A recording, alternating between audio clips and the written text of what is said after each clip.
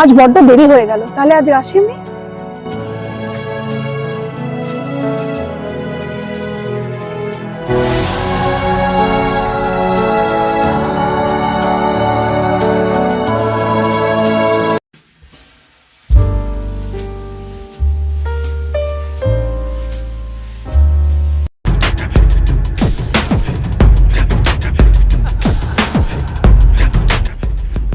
আমরা কোথায় যাচ্ছি? চল না, দেখতেই পাবি। আমরা এখানে দাঁড়িয়ে গেলাম। একজন আসবে, আসলেই দেখতে পাবি।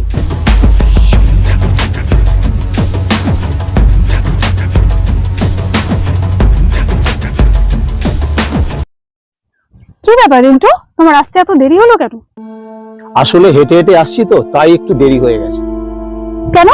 তোমার যে একটা ভাঙা সাইকেল ছিল, সেটাই তো নিয়ে আসতে পারতে।